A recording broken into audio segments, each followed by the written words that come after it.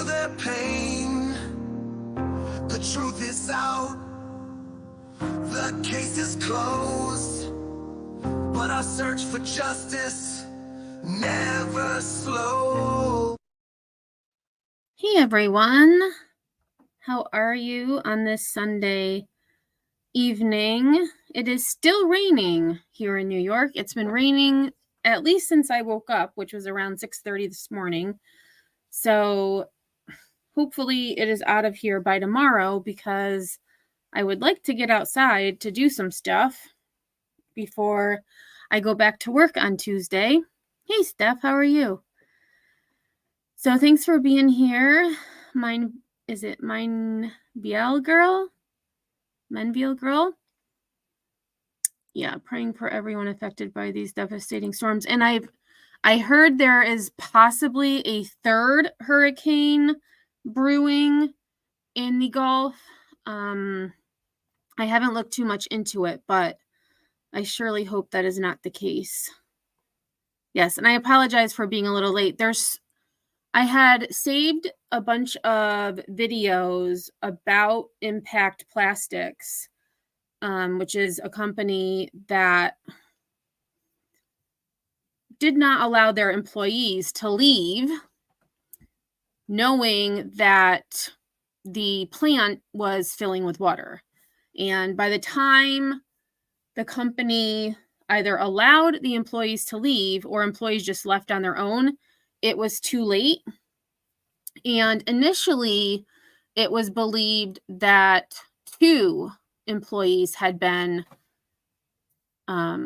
swept away. However, it was a total of 6. 5 of them have been located, deceased, and 1 remains missing at this time. And there are some conflicting reports from the owner, CEO of the company, which tends to happen in situations like this, but the TBI is investigating this company.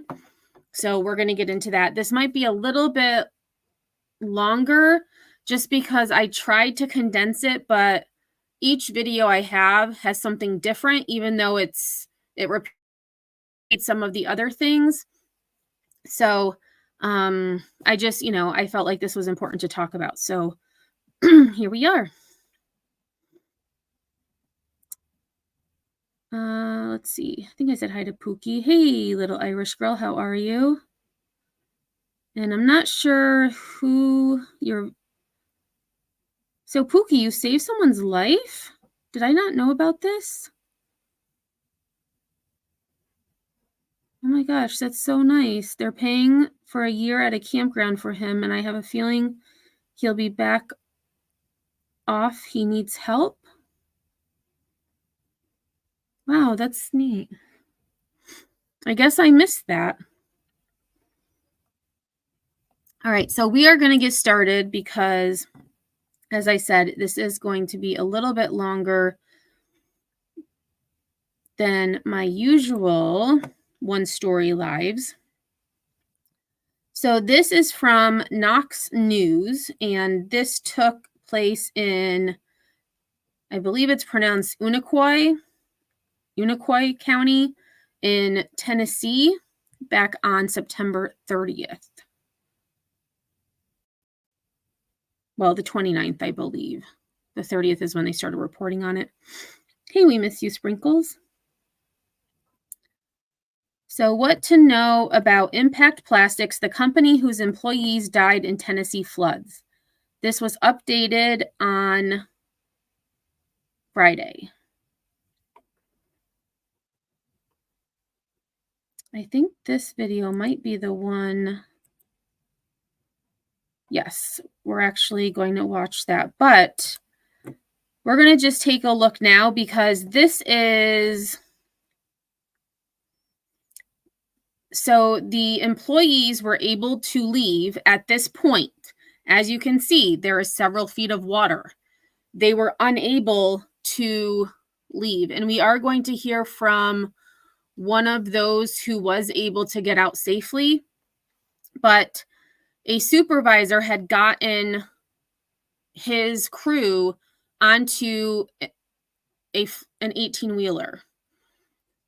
Unfortunately, the truck tipped over, which caused those on it to be swept out.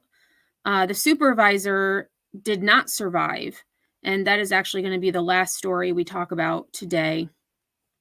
But this is what employees at this plant saw when they were either finally given permission to leave, or if they said, F this, we're out of here.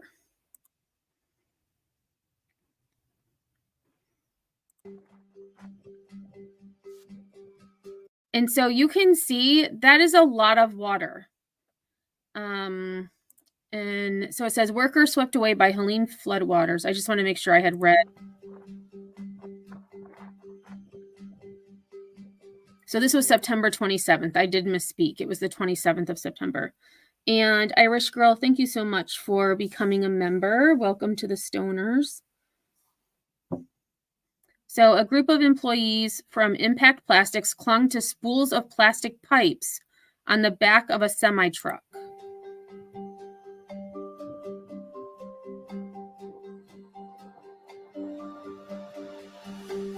Waiting to be rescued in the wake of rising floodwaters from Hurricane Helene. So here are those plastic tubing things. The truck tipped over and multiple people were swept away by the floodwaters, Knox News has learned. And I just saw, you can actually see, here's someone holding on to those plastic tubings before the truck tipped over.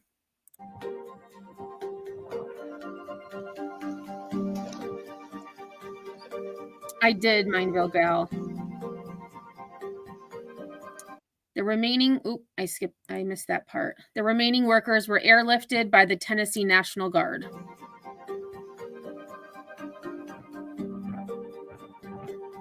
After being swept to a debris pile.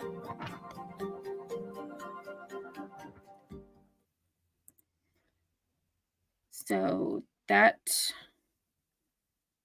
was, I'm not sure if it was because we're going to see the last video that the supervisor sent to his daughter. And it's similar, but I think it might be a little bit different based on his location. Hey, Karma, how are you? 2 weeks after historic flooding overtook Impact Plastics in Irwin, Tennessee, investigations are continuing into the company that was unknown to many until at least 5 of its employees were killed in the aftermath of Hurricane Helene. So 5 employees have been confirmed dead. 1 is still unaccounted for, presumed dead, but they have not located them yet. Employees have said company management would not allow them to leave until it was too late, which thrust the factory on South Industrial Drive into the national news cycle. The company has denied the allegations. As Knox News continues to report on what happened, happened that day, and with 1 employee still missing, here are some things to know about the company at the center of the TBI and the Tennessee Occupational Safety and Health Administration investigations, so Tennessee OSHA. The factory produces a little bit of everything, but the company website suggests its main line of business is plastic injection molding, which creates custom parts for automobiles, helicopters, cell phone tower components, and all sorts of furniture parts, as well as other consumer products like household appliances and office products. And here is, I believe actually that's the photo I used for my thumbnail. I'm a converter of raw materials. I convert whatever the plastic material is into a product. President and CEO Gerald O'Connor told the Business Journal of the Tri-Cities in 2014. It does not always have to be polystyrene or propylene nylon. It could be Eastman's Tonight. It could be fiberglass, vacuum molding, injection molding. I'm really not an injection molder of a specific type. We convert product, we convert materials. The company opened in 1987. The factory sits on South Industrial Drive in Irwin and overlooks James H. Quillen Parkway, Interstate 26, which is closed after floodwaters wiped out the roadway. Gerald O'Connor is the founder, president, and CEO of Impact Plastics. He started the company in 1987 and has led it ever since.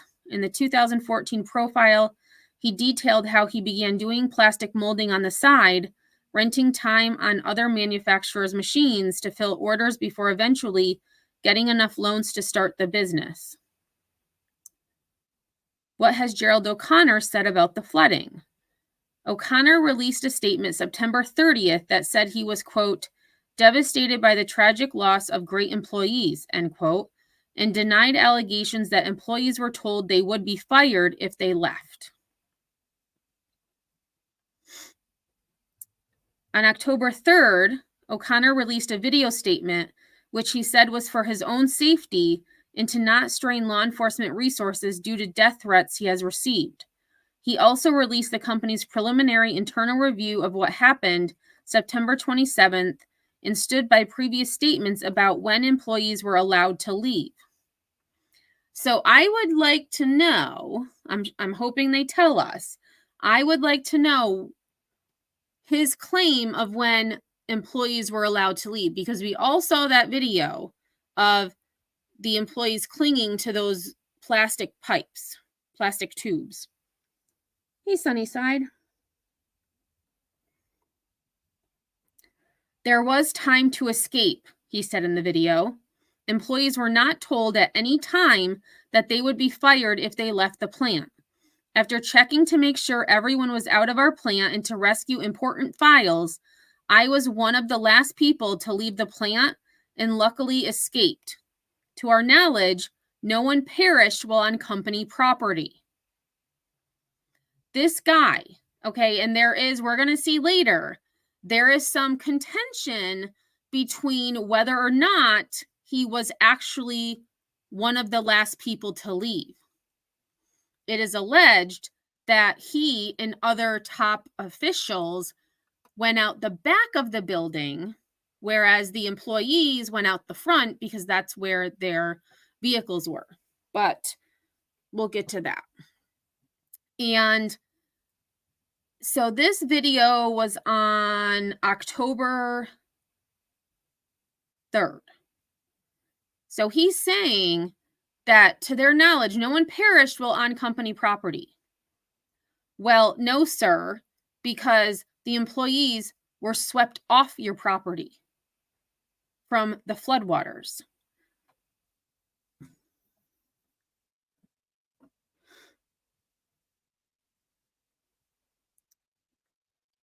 And Irish, we will hear from a man who will actually describe what was happening when they left.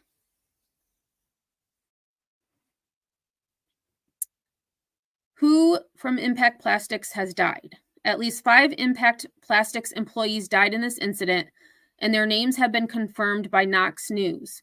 Sabrina Barnett, Monica Hernandez, Bertha Mendoza, Johnny Peterson, and Lydia Verdugo.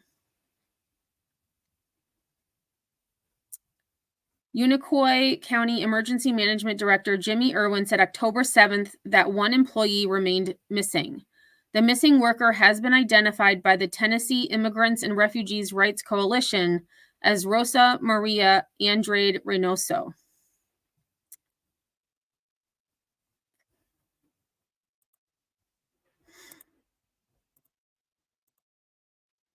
Oh, and give me 1 second. I am on the wrong slide.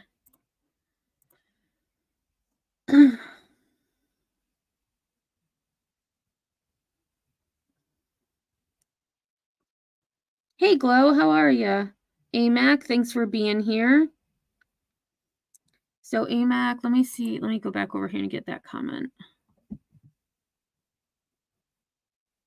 Where did it go? No, I can't find it. If that was me, I'd be gone, fire me, but I'm leaving. And, you know, a lot of them were, I would, you know, probably needed the job. And, you know, it's personally, in my opinion, I believe that they were told, do not leave. Oh, here's Amy's comment. If there is even a dusting of snow on the ground, we let employees decide for themselves if they feel unsafe. Right. And one thing I hadn't realized as I was going through some of the newer videos that I haven't been able to look at, it was very clear that employees should have been allowed to leave way before they actually were. And I'm wondering if the company had surveillance, which I'm guessing they don't, or I would assume we would see it. But it's interesting that the CEO is claiming that it was safe when they left.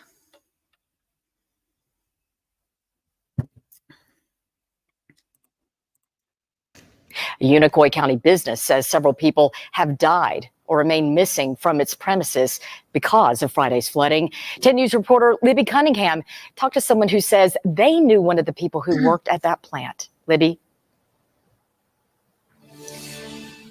That's right, Robin. We talked to at least one person today who told us they knew someone who was in the plant at the time of the flooding. We also talked to several people who did not want to go on camera, but they say they knew people who are believed to be missing or people who had to be rescued from the flooding. Now, I'm going to walk out of this frame to give you an idea of where we are. This is an area that's been hardest hit, and Impact Plastics is in this area. The president of that company set out a... Okay, so this view of the company is... you can see where, you know, it looks even worse than it did in that photo. But message today saying some of its employees are dead or missing because of the flooding here in Irwin on Friday night. According to the statement, the plant lost power on Friday night and employees were told to leave. The employees, some of them, they got into a truck owned by a neighboring business, or not Impact Plastics, and the truck flipped over in the floodwaters.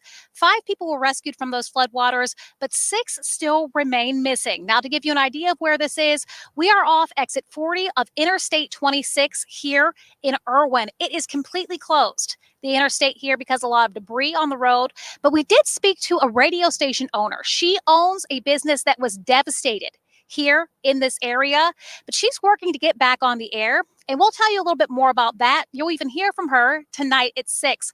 Now, here in this area where the exit is closed, we've seen a lot of people getting off, or out of their cars rather, on the overpass to take pictures of the destruction. We even saw some military vehicles drive past. We've seen a lot of excavating crews. We've just seen a lot of people who are looking at the devastation or really, really trying to help Irwin get back on its feet. The community here, they all really love each other. Back to you. Yeah, there is always that urge to want to do something, to want to help. All right, Libby, thank you very much. Glow, I remember that newscaster. She was one of my favorites when I lived in the Nashville area for 22 years. So the woman in the studio.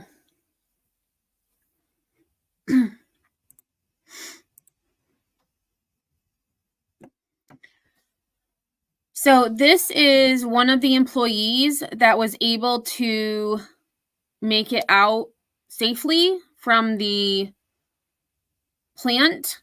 However, we will hear, based on his observations, that they were trapped. They were trapped. All right, you're recording. First, if you'll say and spell your name so I get that right. It's Robert, R-O-B-E-R-T, Jarvis, J-A-R-V as in Victor, I-S.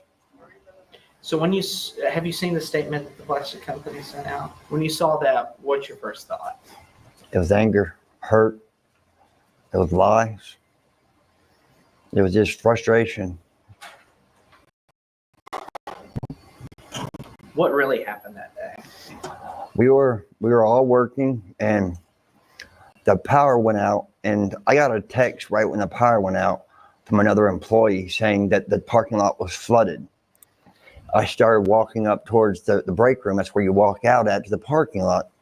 And I seen the parking lot flooded, and I was like, what do I do? And I told me move my car. They said, move my car. So I moved my car to higher ground, which it was still in water. There wasn't no at all dry ground in that parking lot. I got out. I said, can we leave? And the woman said, no, not until I speak with Jerry. About 10 minutes later, she came back and said, y'all can leave. It was too late. We had one way in, one way out. And when they told us we could leave, the one way out was blocked off. So we were stuck in traffic on that road. Okay, so Jerry is actually Gerald, who is the owner and CEO.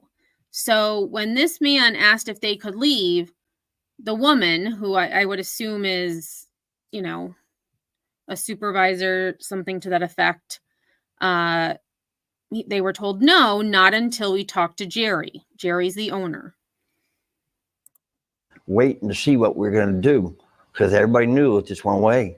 And then we turned around. We all finally got turned around, and some people going up this big old train road, four-wheel drive, were getting up there barely, and people were getting stuck trying to get up there. So they sent us down. So some of the other employees from another company sent us down. They said they cut open the fence on 26. So we went down there, and as we were trying to go down there, I lost my car and started floating down the river. Well, we didn't know what to do. We were in panic mode. So the water was coming up, and then we did what we had to survive. It was a guy in a 4x4 came, picked a bunch of us up and saved our lives, or we'd have been dead too.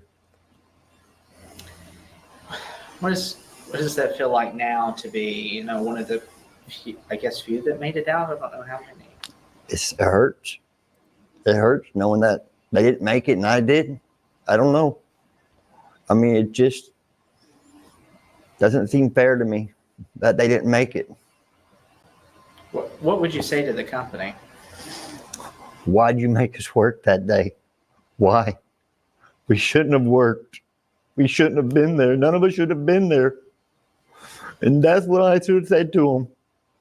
Why did you make us work when you knew you said in your statement you were monitoring it? Why did you make us stay and work? And he has a point. When we'll see, when water started to come into the plant, I mean, there was probably a few inches of water on the ground, on the floor. I mean, that would tell me, as a rational person with common sense, it's probably time to go. We need to shut things down and get out. Hey, Sunnyside, I believe he was just a worker there. So I would say like a lineman, just one of the workers. Hey, Coddle, how are you?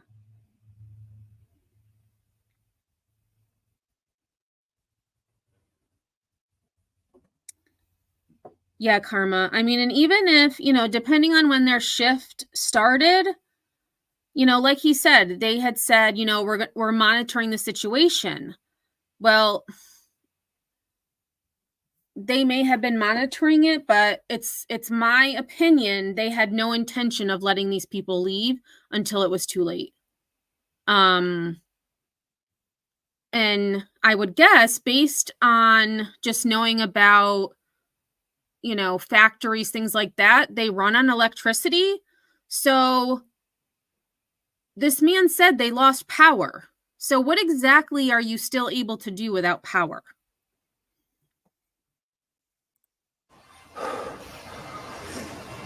Yeah, Josh, exactly. Read over life.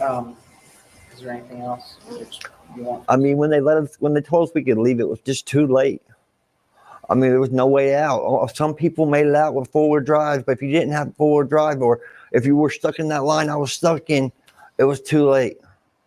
Because, like I said, my car got washed down the river, down the road, actually, and just, they shouldn't have ever made us go into work that day. And it breaks my heart for them people that we lost. They were good. Every one of them were good people. I work with them every day. And we were like family. We cut up, we joked there. And it broke my heart to see that they died and that they didn't make it. All because of greed, I think. Yep, exactly it. Do you know how many people are gone? 6 from impact plastics. We lost 6 people. And that was all on first shift. Ugh. I think that's enough for TV unless you wanted to. I No. appreciate I mean, and like you said, you know, Josh had said it, greed. Like how much money was it really worth to stay open? And the thing is, you know, in that one statement, the CEO had said, let me just find it because I want to make sure I quote him correctly. There was time to escape. Employers were not told at any time that they would be fired if they left the plant. After checking to make sure everyone was out of our plant and to rescue important files, I was one of the last people to leave the plant and luckily escaped. Well, sir, it's not all about you, first of all. Second of all, the one thing that, you know, now that I read it again, he said, I made sure everyone was out of our plant. Not that our employees were safe, not that everyone had safely evacuated, making sure everyone was out of the plant. Like, maybe it's just, I'm guessing he has a lawyer, maybe it's legal talk, but a little too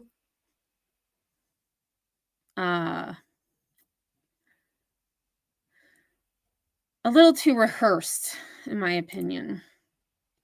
A little too rehearsed.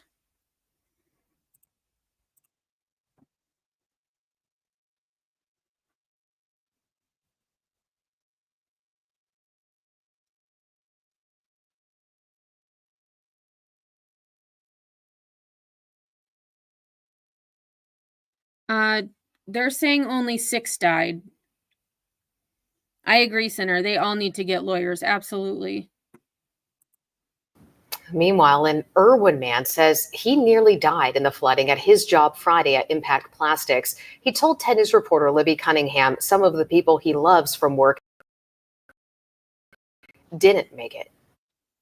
Jacob Ingram walks into a park in Irwin with a limp. He spent all morning trying to figure out his unemployment situation since Impact Plastics was damaged by flooding in Irwin. He is one of the people who went missing from one of those buildings on Friday. He shows me his injuries on his palms, fingers, and sides. He says he and his coworkers only had minutes to leave work in the flooding. He says he spent hours holding on for dear life to a semi-truck. Then Jacob found... Okay, so I'm just going to rewind this a little bit because this shows the true magnitude of what it was like when they were allowed to leave. And I say allowed because I believe them. I believe they were told if you leave, you will not have a job. You are replaceable. Was damaged by flooding in Irwin. There's only one still missing. I just read the article. There's one still missing. A woman by the name of Rosa. He is one of the people who went missing from one of those buildings on Friday. He shows me his injuries on his palms, fingers, and sides. He says he and his coworkers only had minutes to leave work in the flood. So here's that tubing they were talking about. He says he spent hours holding on for dear life to a semi-truck. Then Jacob found some yellow gas piping he used as a life preserver. It's just the highest point to get to. We moved all of our cars. There was like a little hill in the road, and we moved all of our cars up to that hill.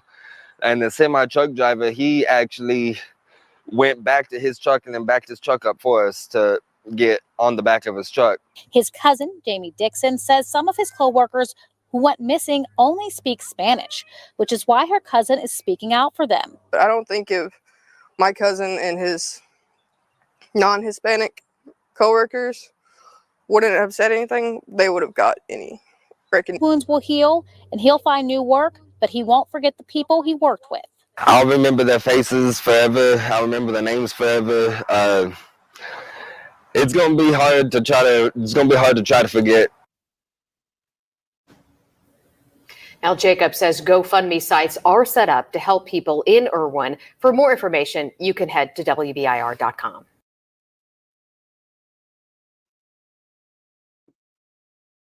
Yes, FB. Greedy humans can kiss their money goodbye. And Little Irish Girl had a good comment. Where did it go?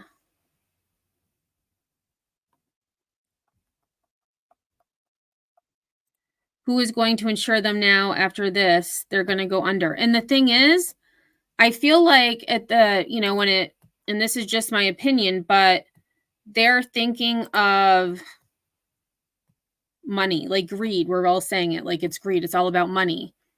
But I feel like they're getting a lot more backlash now that the TBI is involved. I definitely think that they should have done things differently.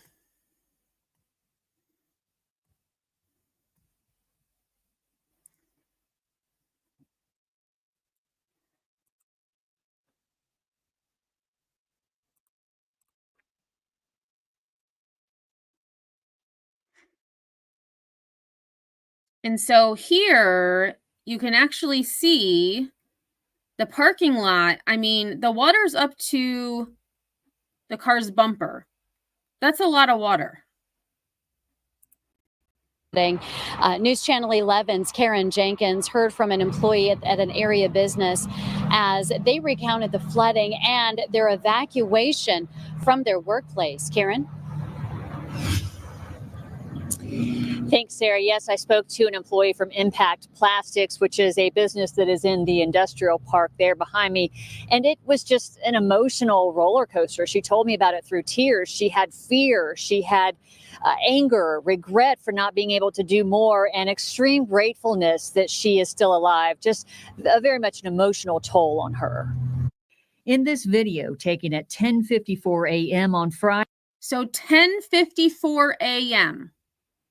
10:54 a.m. You want to remember that time, because the last video we're going to watch is from a supervisor. It was the last video he sent to his daughter. And that was nearly 1 p.m., 2 hours later. And here, the parking lot is full of water. At this point, we can still see grass. At this point, this is where any responsible CEO would say, it's looking a little scary out there. If you want to leave, get to safety. Friday, water was rising in the parking lot of Impact Plastics. We have no power at work. And there was no power. So how exactly, or what exactly are you able to do with no power? This is at Impact Plastics. This is the parking lot.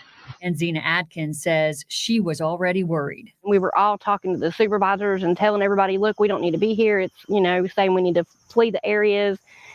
And they never said anything about letting us go. Atkins says while she was never personally told not to leave, as a temporary employee, she didn't feel she could abandon her job.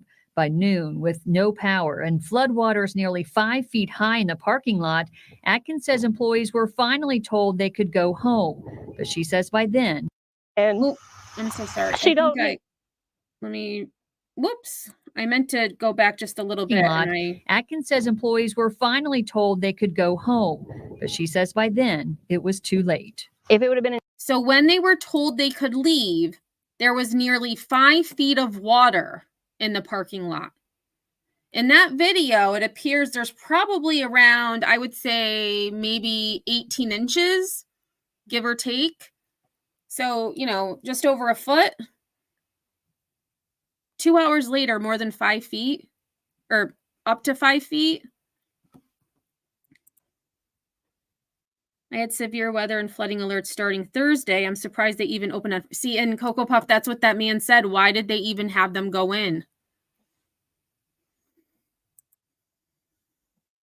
Yep, I agree, Steph. Disgusting decision.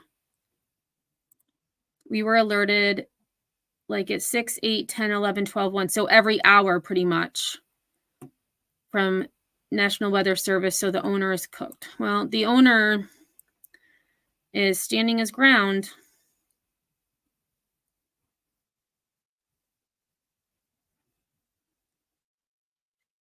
Hey, Rockabit. Yeah, my life is more important than my job. But, a lot of them were immigrants, and some people, their job is everything. Like they want to provide for their family. And like this woman said, she was just a temporary employee. So she felt she didn't have, I don't want to say the right, because she did have the right. She was scared to say anything. Any deeper, I wouldn't have been able to walk through it. It was up almost underneath my shoulders when I got through the parking lot. Not everyone made it up to her shoulders. So I'm guessing she's probably then a little over 5 feet. If the water was at least 5 feet high and it was up to her shoulder, she's probably, yeah. So what? So then that means the water was that high or almost as high inside the plant. Unless the parking lot was a little bit lower. It's freaking wild. Out. Atkins says 3 employees have been found deceased and 3 more are still missing, including Rosa Reynoso, whose husband is among a... And Rosa is the employee who remains missing to this day. They have not located Rosa. Group who holds up photos of their loved ones at every news conference. Yo puedo reconocer a mi esposa mediante un pequeño tatuaje que trae en su brazo. I worked with little Rosa every day.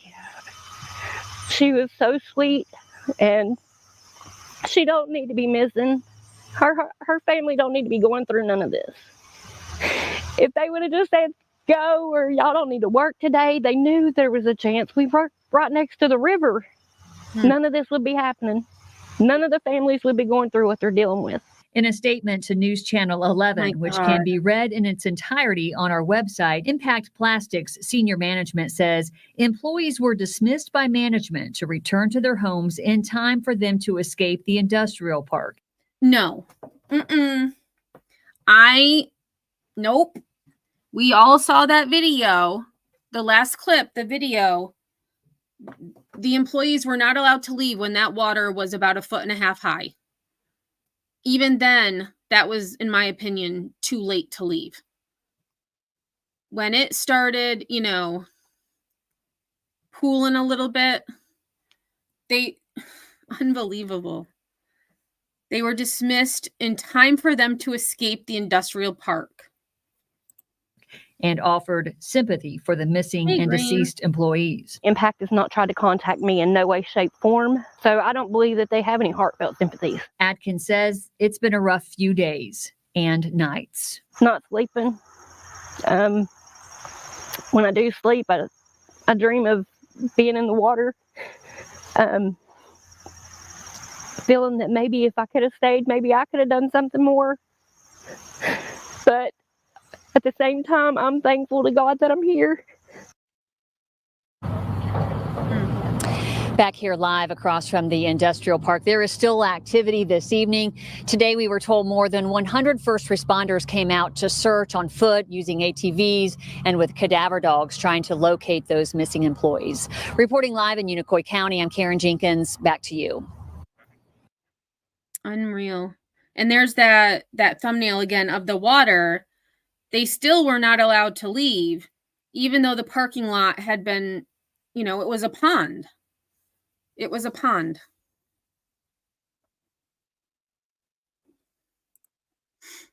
I'm glad they are getting this attention, at least no sweeping it under the rug. And I really hope that more people talk about it, because even today, looking for updated information, there wasn't a whole lot out there, but it's good to know that, you know, the families aren't giving up. At least one family has retained legal counsel. I hope others do as well. Right. Even though their cars were pretty much gone, still can't. Right. Like how some of them may not have been able to even drive through that water. And like that man said, I don't remember his name, the video that we watched earlier, he had said if you had four-wheel drive, you were good. But if you had a car, you were just going to start floating. And I guess even with four-wheel drive, I mean, water is water. If you're going to float, you're going to float. Give me 1 second. I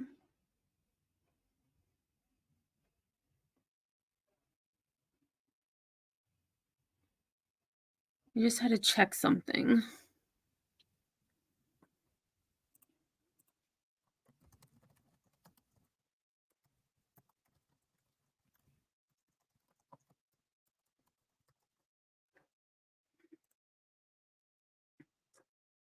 All right, so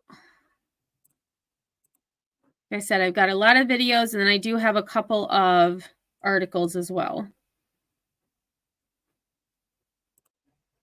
Officials say 3 people are dead in Union County or Unicoi County, and 10 they are missing tonight. Officials say they don't know if those people are employees of Impact Plastics. It's a plant in Irwin that was overcome by floods. Now, we're hearing tonight from people who were there at the time and then immediately after it flooded.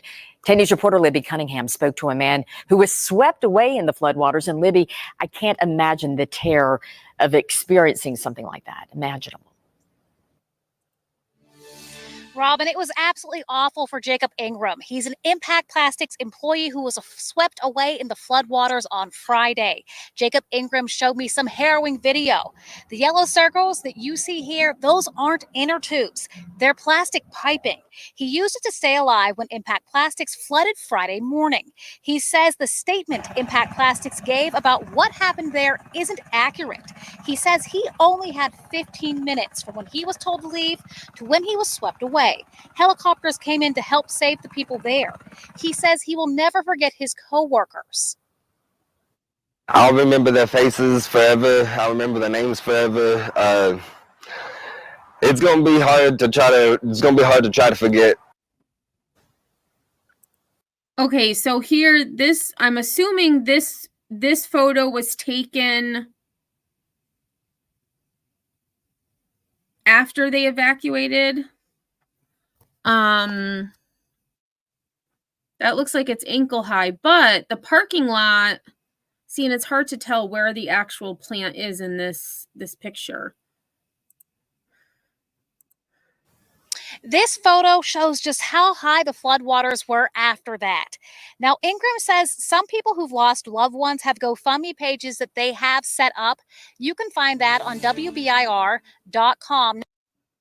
Oh, and I didn't realize that was going to cut off like that.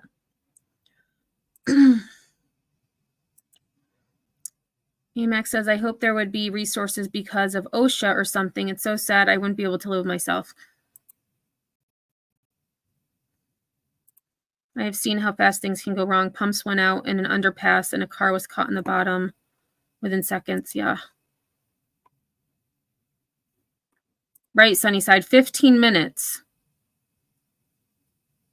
And I'm, I don't know what kind of work they did, but normally when, if they say, you can leave, I'm not sure if, they'd have to shut down the machinery. What they probably, like, if it was me, I would be like, just go. Like, don't worry about if you leave a mess, just go. They had no power. So you don't have to worry about necessarily a fire starting because there's no power. And I'm wondering, and it's possible, I haven't seen it, but if anyone actually recorded, I know there's one video we're going to see from inside the building, but if anyone actually recorded these conversations, or, maybe they didn't think they had to record the conversations.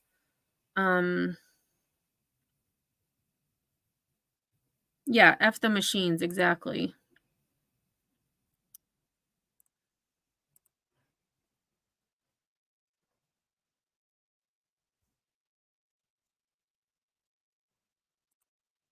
Tonight, a company is facing a potential criminal investigation over its actions during that flooding. 3 Impact Plastics employees are dead and 3 others remain missing in Unicoi County. And tonight, the State Occupational Safety and Health Administration announced they will join the TBI's investigation into company leadership. Here's News 2's Caitlin Quisenberry. In this video taken at 10:54 a.m. on Friday, water was rising in the parking lot of Impact Plastics. We have no power at work. This is at Impact Plastics. This is the parking lot. And Zena Adkins says she was already worried. We were all talking to the supervisors and telling everybody, look, we don't need to be here. It's, saying we need to flee the areas. And they never said anything about letting us go. Adkins says while she was never personally told not to leave, as a temporary employee, she didn't feel she could abandon her job. By noon, with no power and floodwaters nearly 5 feet high in the parking lot, Adkins says employees were told they could go home. But she says by then, it was too late. If it would have been any deeper, I wouldn't have been able to walk through it. It was up almost underneath my shoulders when I got through the parking lot. Not everyone made it out. Adkins says 3 employees were found deceased and 3 more are still missing, including Rosa Reynoso, whose husband is among a group who holds up. So this is a new, so this was a few days after, but they're repeating the same thing we just watched. So we'll just get a little refresher. Thanks, Josh B. Have a good one. Yeah, no amount of employees can defend against nature. Exactly. Hey, Tater. These people who have survived are going to have PTSD from the experience. I agree. I couldn't imagine being in their shoes. My heart goes out. Absolutely. Photos of their loved ones at every news conference. Yo puedo reconocer a mi esposa mediante un pequeño tatuaje que trae en su brazo. Adkins says she worked directly with Rosa. I worked with little Rosa every day. She was so sweet, and she don't need to be missing. Her family don't need to be going through none of this. If they would have just said, go, or y'all don't need to work today, they knew there was a chance. We worked right next to the river. None of this would be happening. None of the families would be going through what they're dealing with. In a statement, Impact Plastics senior management says, quote, employees were dismissed by management to return to their homes in time. So it's like the news media. So this was a completely different date with a different headline. And I didn't watch the whole thing. But clearly they just used the same video we just watched and had like a couple extra sentences talking about the TBI. So we're actually going to move to an article I found from NBC News, just because we did already hear that part. So here, NBC News, Tennessee investigating plastic factory after workers trapped by Hurricane Helene, floods, died or went missing. Surviving employees alleged Impact Plastics told them to be at work and released them too late to escape floodwaters.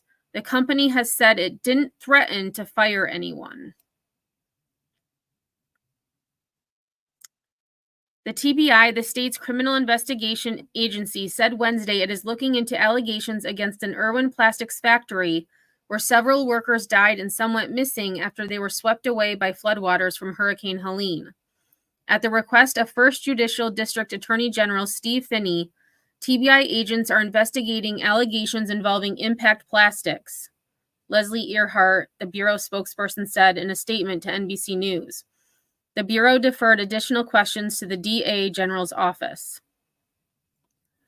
Finney, in a statement, said that he specifically asked that they review the occurrences of Friday, September 27th, 2024, to identify any potential criminal violations. A spokesperson for Impact Plastics said in an email response to NBC News that the company is aware of the investigation but has not yet been contacted. It will cooperate fully, the statement said. The company is conducting its own internal review of events and timelines of September 27th and will share the information once the review is complete. So the company, who is owned by Jerry, who is the owner, CEO, so he's going to be doing the investigation himself. That seems a bit biased, in my opinion.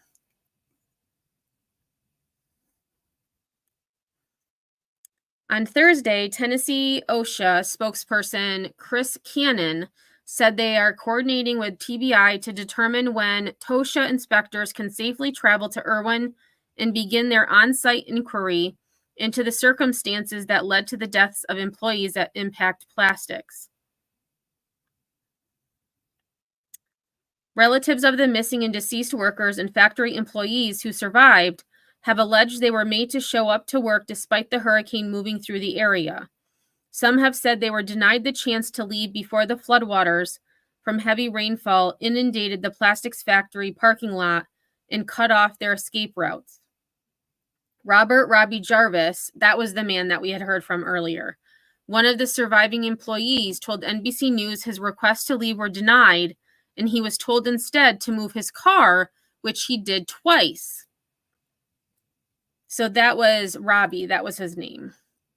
Right. So he asked to leave. They told him no, but they said you can move your car because, the water was rising. Seems a little irresponsible of the employer, in my opinion.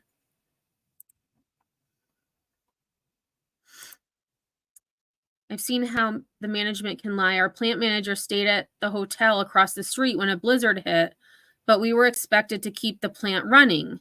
My part of the plant was planning to walk out at lunch. My boss backed us up, called the ovens boss and got them out. She got in trouble for doing it. Well, it reminds me a little bit of the Titanic, right? Even though that was almost 100 years ago. The builders, the owners of the boat, they saved themselves. They didn't care about everybody else on the ship. It was about them surviving, worried about themselves. And this kind of reminds me of that. Again, just my opinion. Allegedly, that's what happened. I don't know what happened. I wasn't there. But just based on several employees stating they were not allowed to leave, that when they were finally allowed to leave, the water was at least 5 feet high. I mean, if everyone's saying it that worked there, but only upper management is saying they're lying, well, I know who's actually lying, and it's not the employees.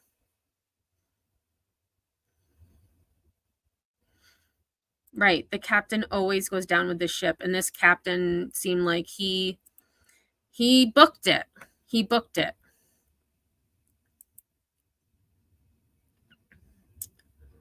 So Robbie said, despite the weather, we were told to be at work, and about 30 people were working Friday morning when the flooding trapped them. He described a scene of chaos and panic as workers tried to traverse the deadly waters. I just wish we never went to work that day because it was unnecessary. All these lives we lost because of that. It was wrong. Bertha Mendoza, 56, was among workers who were trapped. Her son, Guillermo Mendoza, confirmed to NBC News that she had died when she was swept from the flatbed of a truck of a company next door to the plastics factory that had come to rescue her. Fernando Ruiz, the son of Lydia Verdugo, one of the plant workers, also confirmed to NBC News that his mother had died. She fell into the water from a vehicle that was trying to get her to safety. Myron Jones, a spokesperson for the Tennessee All Hazard Incident Management Team, said Wednesday it is looking into whether a language barrier played a role in what happened. No, sir. Language barrier or not,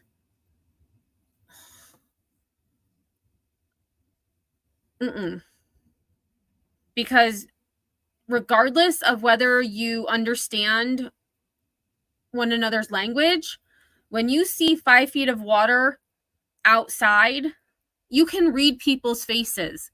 You can see panic. You can see fear. You can see worry. No. No, sir. I don't agree with that. Yeah, exactly, Steph B. Nice try. Nice try. That's one of the things the 911 director is looking into when she's going over the dispatch log in times of dispatch, Jones said. Impact Plastics has expressed sympathy for the missing and deceased workers, but said in a statement that workers were given time to leave the factory. While most employees left immediately, some remained on or near the premises for unknown reasons. Maybe because their cars were in 5 feet of water? Maybe because they didn't have a ride or their ride couldn't get to them because of the water? Maybe they walked to work? I don't know. It seems a little remote where this industrial park is, but like to blame, and I'm not saying this man is blaming, well, I am saying it's the company. They're saying that the reason that some of these people died is because they didn't leave immediately. And that's BS, because they could have left a lot earlier if not for them not allowing them to leave.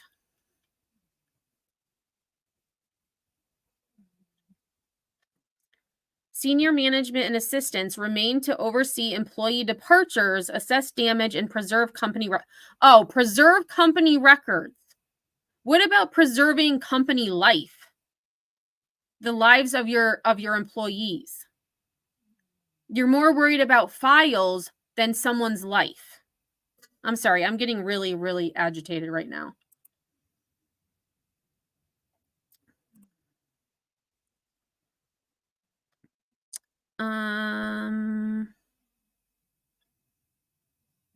Yes, Glow, the captain of the Titanic did go down with the ship, but the builders, so the architects, saved themselves.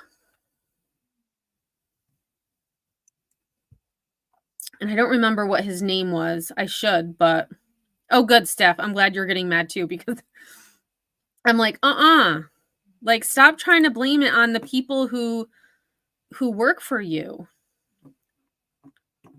So annoying.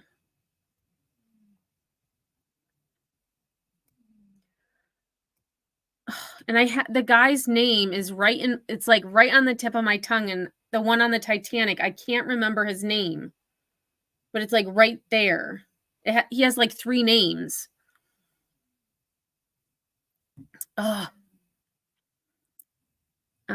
Okay, so senior management and assistants remain to oversee employee departures, assess damage, and preserve company records. They were the last to exit the building. So my next question would be, how did senior management and assistants survive?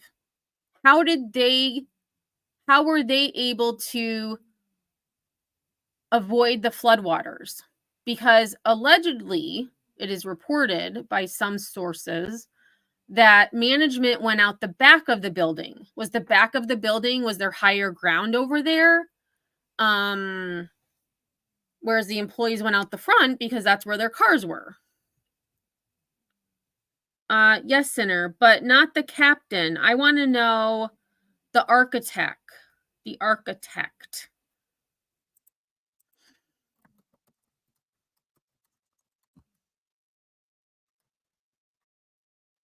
Because I know the captain, that was the captain, but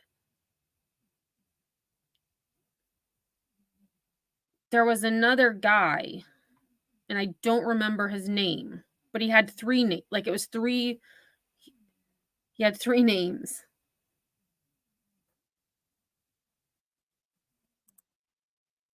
Nope, not Thomas Andrews. He was the lead, but there's another. Can you see my comments? I'll think of it, or I'll just Google it afterwards.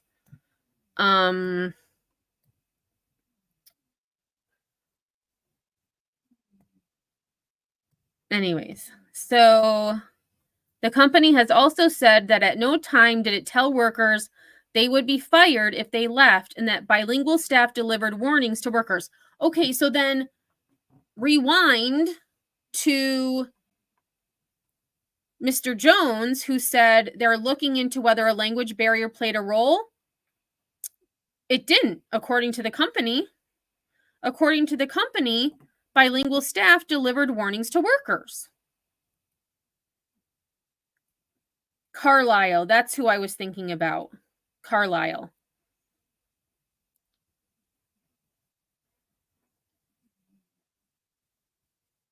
No, not John Jacob Schiegelheimer Schmidt. No, I know that's not it. The company said 5 workers and a contractor were on a truck that was tipped over in the floodwaters. The company and state officials are not publicly identifying the dead in deference to their families. They have been identified. This article was from October 3rd. So about just over a week ago. Yeah, shows how slimy they are with the language. Right. So they're, the hazard guy was saying, where is it?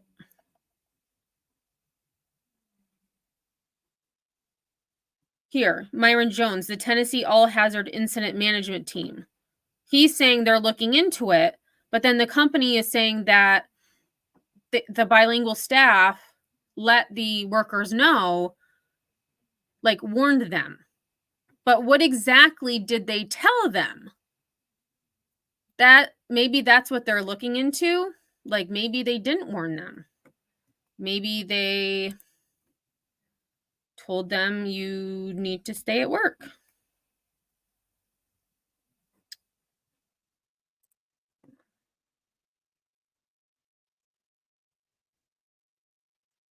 Oh, thank you, Glow. Built by Harland and Wolff.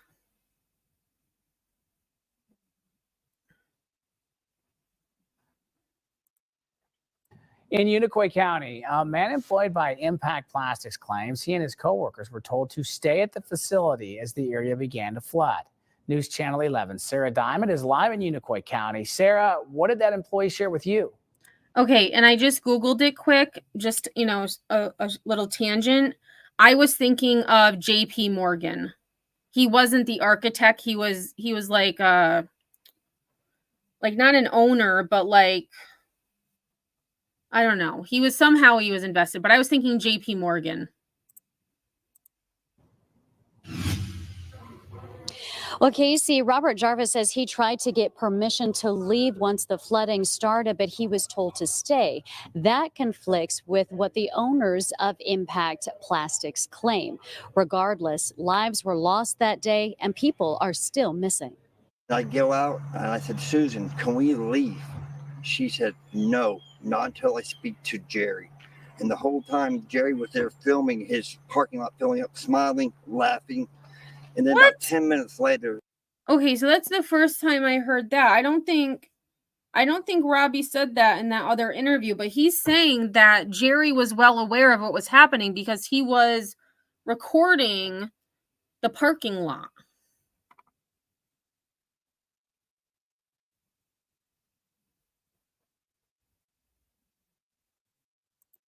They told us we could leave. It was too late anyways. We were stuck. Yeah, see? Okay, so here's what I'm talking. So this is when they were allowed to leave. And I mean, it's pretty high. I mean, where he is, it's probably like shin deep. But I mean, I don't know about in the middle.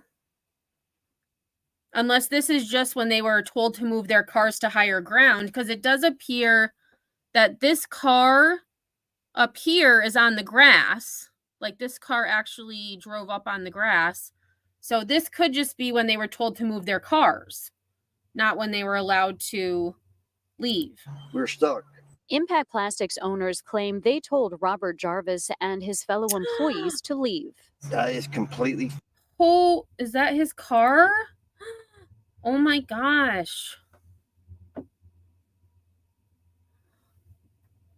To leave. That is completely false. It's a lie.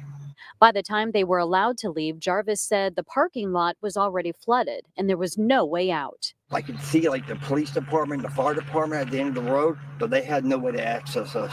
Jarvis says with nowhere to go, he feared for his life. My car washed it down the road with me in it. I had to get out, and then the guy that owned the shed business that was trying to help people and save people, he put me in the back of his truck. So notice in all of this, and I hate to cut Robbie off. I'll rewind it a little.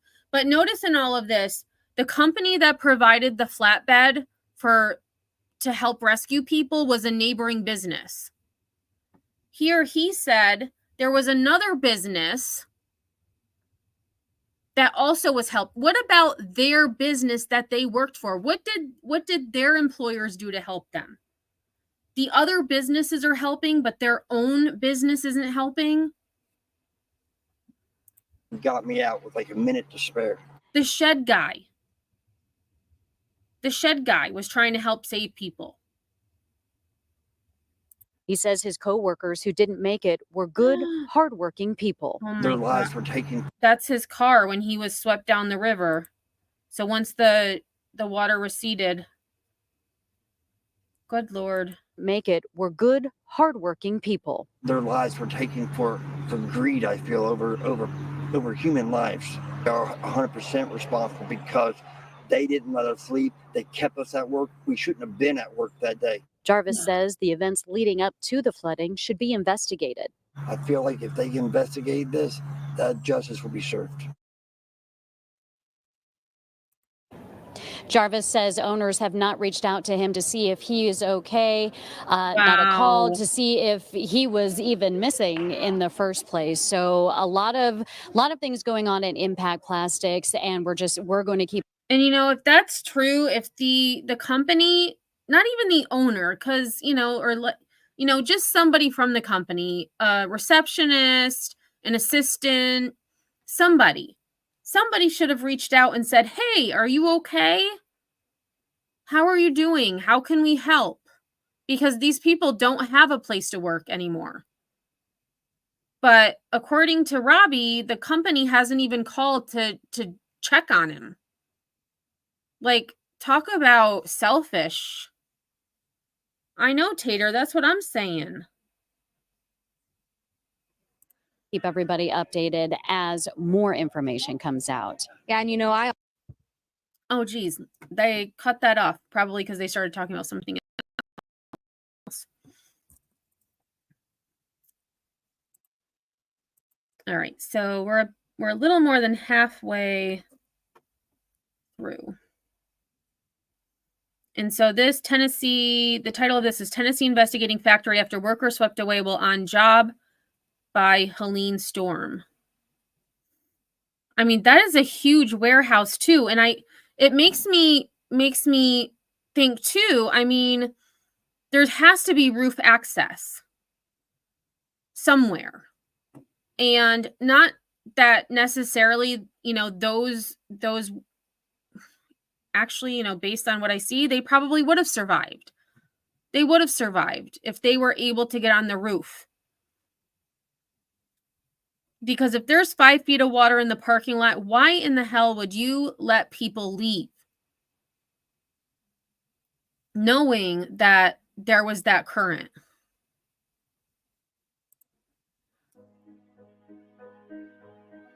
We didn't know what to do. We were in panic mode. So the water was coming up, and then we did what we... Wait, is that impact? Let me just go back. Was coming up, and then we did what we... Okay, that was just another... Had to survive. You can see that destruction right behind me, and that's actually Impact Plastics right there. The pain is deepening for families still waiting for answers. When they told us we could leave, it was just too late. I mean, there was no way out. Some people made it out with 4-wheel drive, but if you didn't have 4-wheel drive, it was too late. So, and I'm trying to see if any of these is where that was, but I mean, this is all like this part is really the only grass in this bridge. I want to know why the help didn't come to rescue the people that were there, his wife included. There was 5 people on top of a trailer calling 911, calling for help. Okay, so there is a bunch of people here, but I don't know if that doesn't look like Impact. There are families of the workers missing from Impact Plastics. They continue to search for answers about the search for their loved ones. It breaks my heart for them people that we lost. They were good. Every one of them were good people. I work with them every day, and we were like family. We cut up, we joked there, and it broke my heart to see that they died and that they didn't make it, all because of greed, I think. Guadalupe has not spoken to her sister, Monica Hernandez, since Friday morning. Their last conversation together, leaving her distraught. Diciendo que estaba en la fábrica. She was saying they were inside the factory and that she was on top of a trailer, and saying goodbye and telling us to call 911 and pray for her. When they tried to leave, it was too late. We were all working, and oh, there it is right there. This is Impact Plastics. This is it. And I'm not sure the time frame as to when, but this industrial park, this part of it became part of here's the river. So that the water definitely receded. The river's here, railroad tracks. It was like so low, it was like a pond. the power went out, and I got a text right when the power went out from another employee saying that the parking lot was flooded. I said, "Can we leave?" And the woman said, "No." Who's the About woman? 10 minutes We want names, Robbie. Who was the woman that told you no? later, she came back and said, "Y'all can leave." It was too late. We had one way in, one way out. And when they told us we could leave, the one way out was blocked off. I lost my car and started floating down the river. Guy in a 4x4 came, picked a bunch of us up and saved our lives, or we'd have been dead too. What does that feel like now to be, one of the, few that made it out? I don't know how many. It hurts. It hurts knowing that they didn't make it and I did. I don't know. I mean, it just doesn't seem fair to me that they didn't make it. Impact Plastics released a statement on Monday about the plant evacuation. We reached back out to them again today to see if they wanted to respond to the workers' claims. They referred us back to the original statement from yesterday that said in part that bilingual managers delivered the message to leave the area to the non-English speaking employees, and that most left immediately. Some remain for unknown reasons. And so I thought that was railroad tracks. That's actually the road. So I did go to maps because I was curious to, he had said there's one way in, one way out. So I know, the industrial parks here, it's true. There's one way in, and usually there's an exit on the other side of the park, but it's really one way in, one way out. So this kind of gives an idea of, it was railroad tracks, but they were on the other side. So Highway 23 runs along the river. Impact Plastics is here. So here's the parking lot. And then I just realized the railroad tracks are probably higher, right? They're probably on higher ground. So if the upper management and owner did go out the back of the building, they would have gotten to the railroad tracks, which is higher than the parking lot. And I don't know, can I do terrain? Let's see if I do terrain. Oh, it's not working. So then I'm trying to see. Oh yeah, so this road, that's kind of scary, really. There's really only one way So this 23, how the heck would they, oh, here, they would take this Jackson Love Highway, and then there's a industrial drive right here. So you drive all the way down, here's Impact, and then to get out, you would keep driving down. Does that even come out? No, it's a dead end. It's a dead end.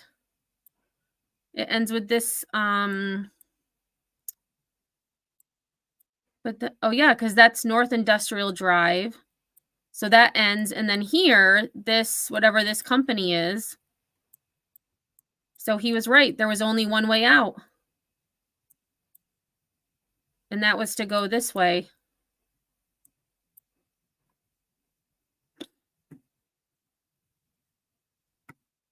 Crazy. Absolutely crazy. I agree. What a bunch of BS. I know, Steph, and that's my biggest fear.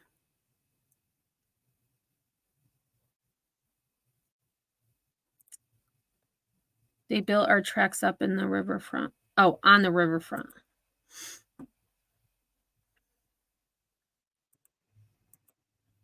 Right, so then you can see, so actually the road that they would have taken, you can't even see. Oh, here's the road right here. So where my cat is, here's the road. Most of it is gone, but you can see just that single industrial drive road right here. And then this is the, but there's no way they would have been able, even if they were able to get to this highway, the river had already, the river was already here. I mean, like the guy said, there was nowhere for them to go. Why'd you make us work that day? Why? We shouldn't have worked. We shouldn't have been there. None of us should have been there. And that's what I should have said to him. Why did you make us work when you knew you said in your statement you were monitoring it? Why did you make us stay and work? Especially with no power.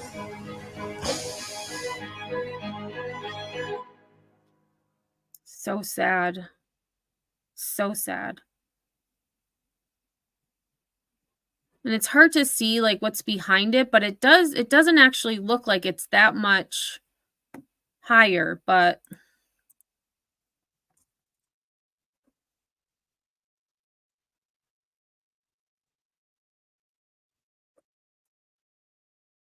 and so this, I mean, they have why'd you make us work that day? It might be because this one is actually 3 days after the last video, so I'm hoping they have some new. So this video is actually from October 7th, so about a week ago.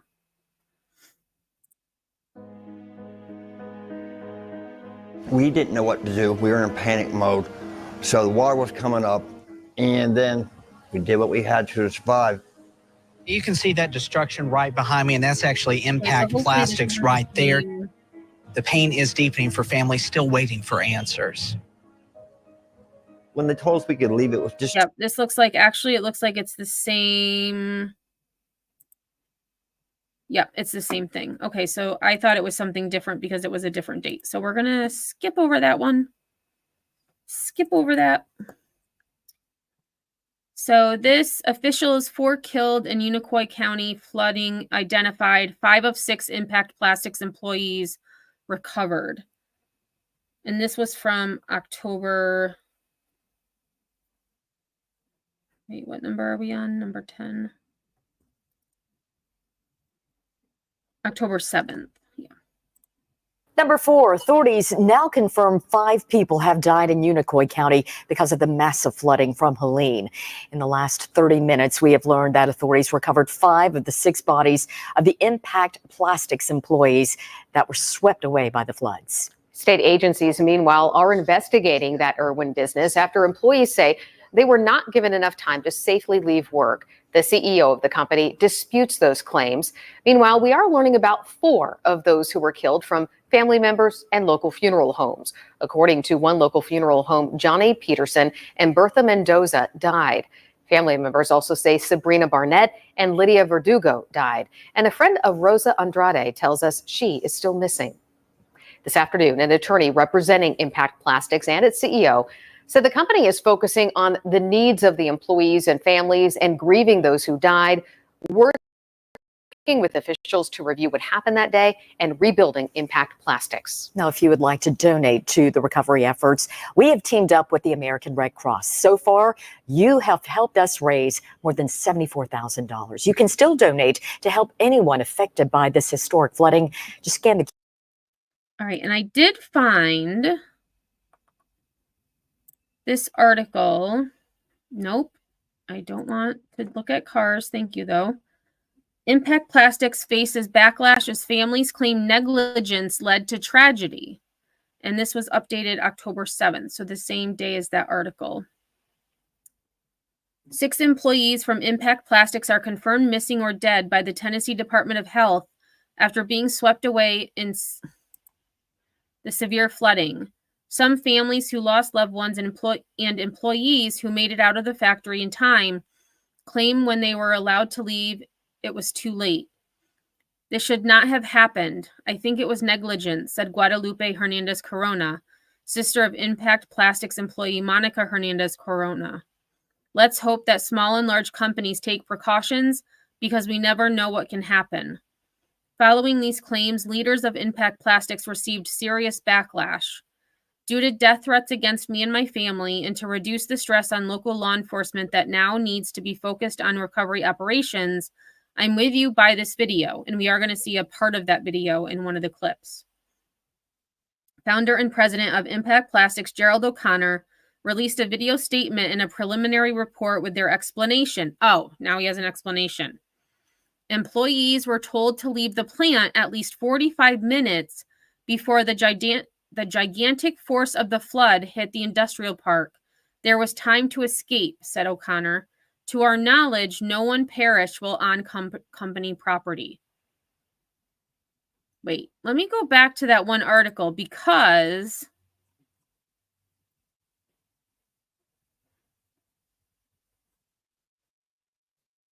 okay, so they had I need to find this video. I don't know if they have the whole video somewhere, but in the first article I read, there was no time mentioned. He just said there was time to escape. Employees were not told at any time that they would be fired if they left.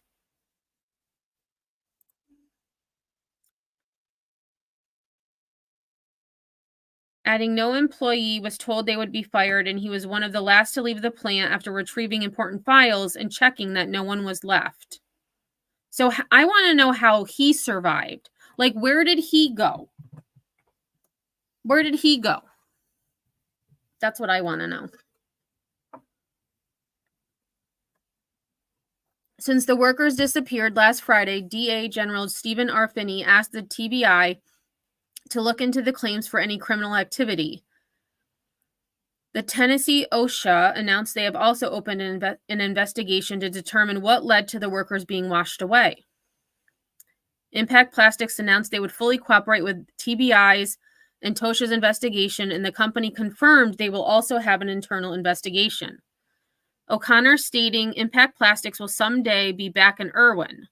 My plan is to build back our business in this town that I love as quickly as we can and offer good jobs again to the people who live there. Grieving family members believe this could have all been avoided and no amount of money can ever replace a life. To the bosses of the small and big companies, the money is not important, but a life can never be given back, said Corona. I agree. I agree. He probably had a big truck and left alone. Hey, BS Betty. Were you watching Duty Ron tonight? Yeah, I don't believe him either. And I'm going to see. Let me just stop sharing this for a minute. I'm going to look and see if I can't find. Let's see. Let me see if I Google Gerald O'Connor video statement. Oh, It was only 2 minutes and 33 seconds long. Wow. You know, I need to start going to Facebook more. Like, everything is on Facebook these days. The Court TV puts their videos on there. This guy did his statement on Facebook. All right, let's listen to his whole statement. 2 minutes and 32 seconds.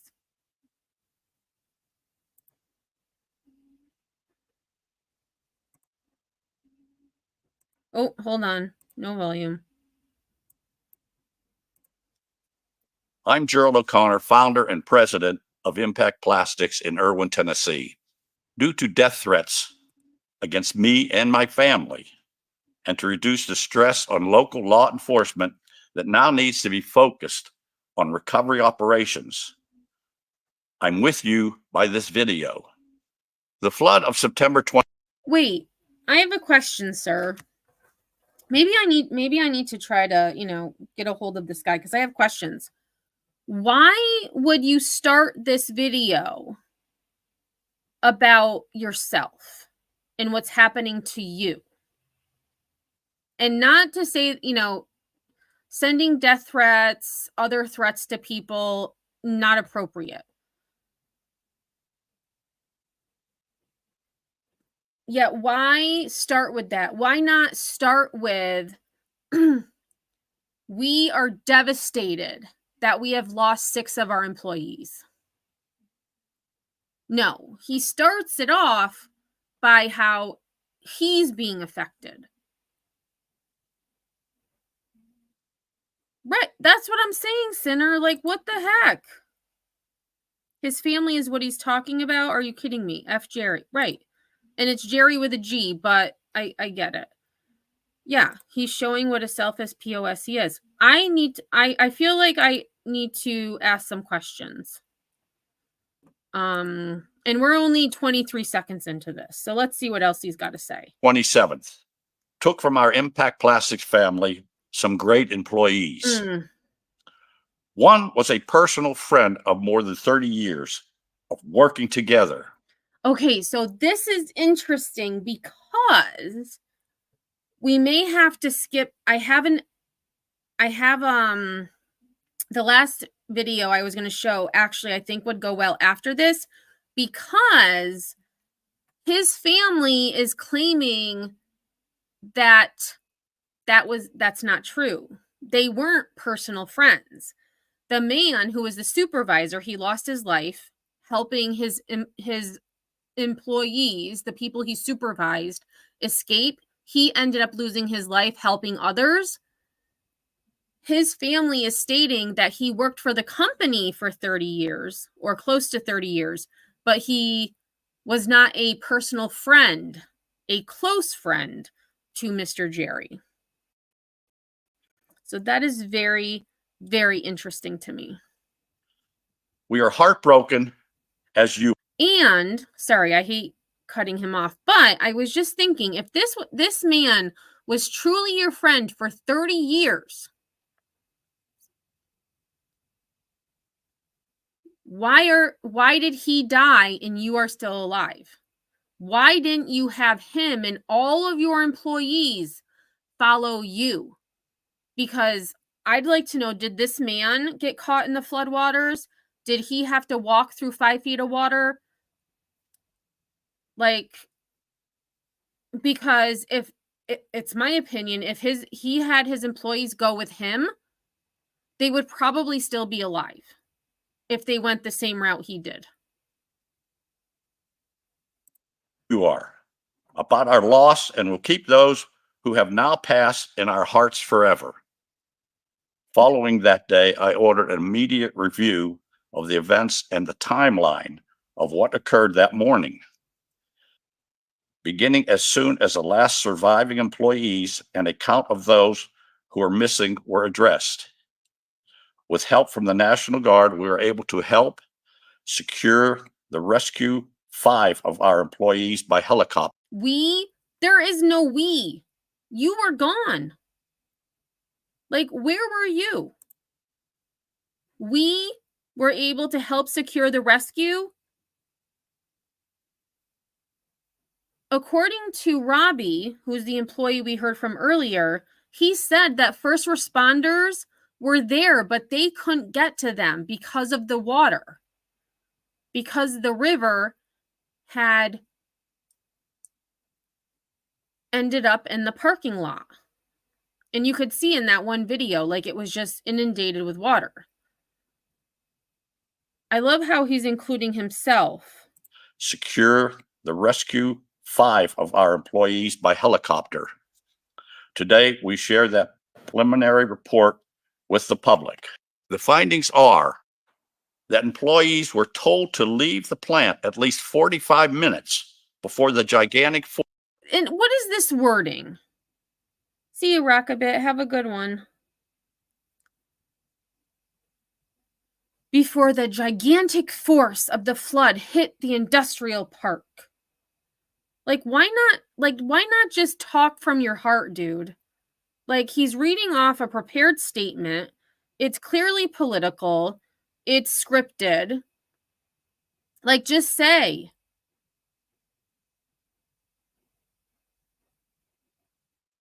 Force of the flood hit the industrial park.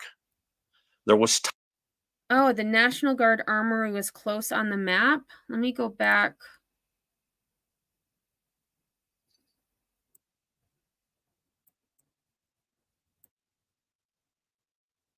Oh, yeah, here it is.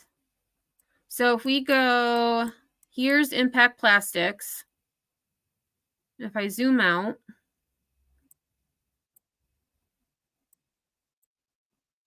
the National Guard Armory is right here.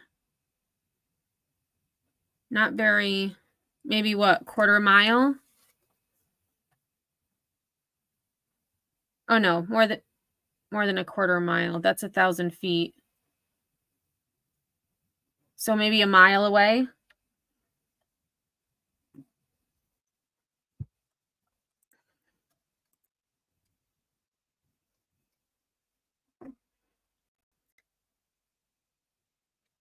I'm just going to rewind him a little bit.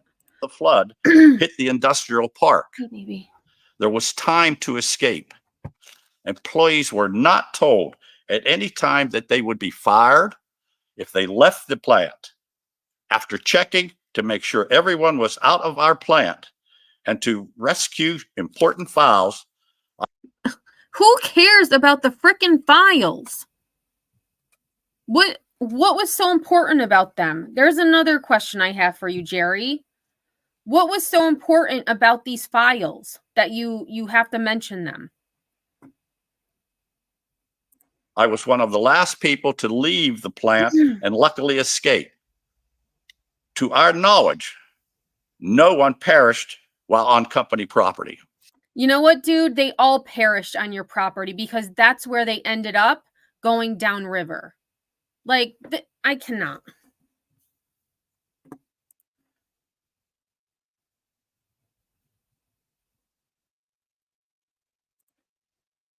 Pookie says I would never make a good CEO. Like, I wouldn't be able to be a CEO. Like, there's just too much involved, but it doesn't take a lot just to be compassionate. Like, if I had 30 employees, I would make sure that they got out safe. If I had to go, if I had to meet my demise with them, so be it.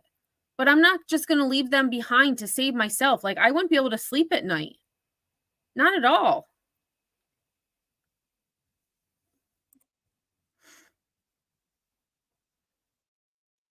And I just realized that BS Betty is Willow Johnson. I didn't realize it was you, but then I just saw it just clicked in my head that the cat was Willow Johnson. I do like your Halloween costume. It's pretty cool. Yeah, all you have to do is care about people. This guy. I mean, and who cares? Well, I know why he cares. Like, because if they did perish on company property, that's probably, a liability. So he has to make sure he says that they didn't perish on company property. Get out of here, dude. My company will cooperate fully with the inquiries from the Tennessee Bureau of Investigation and the Tennessee Occupation and Health Administration in days ahead. For now, our focus is on our employees. Thank you for your hard work as we all try to recover from this tragedy. Who is he thanking for their hard work? The TBI? The families? Those employees who survived? Hey, we never liked you, Betty. Thanks for being here. I fell in love with Irwin and the people back in 1987 as a home for Impact Plastics. My plan is to build back our business in this town that I love as quickly as we can and offer good jobs again to the people who live there. You know what? If I was a person who lived there, I'd say, F you. I'm not working for anyone who can leave their employees behind. Because whether or not they were in the building or not, the fact of the matter is they died on your watch. They died on his watch. Oh, and that's it. Oh. All right, let's see.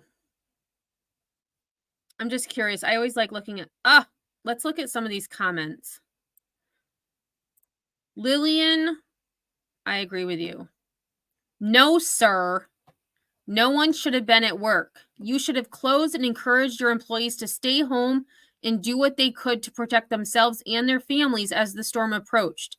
Nothing is as important as the lives of our people and their families. Nothing. I agree. Let's see. Oh, here, what's this? Was this Amy? Amy says, no reason to threaten this man. Let the law take care of it. They will get down to the bottom of it.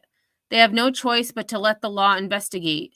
Then we will know the timeline and the truth. He said he's willing to answer questions and let anyone see what they need to see. We have to let the law determine where the fault stands. Sadly, the entire horrific tragedy will be in history to come.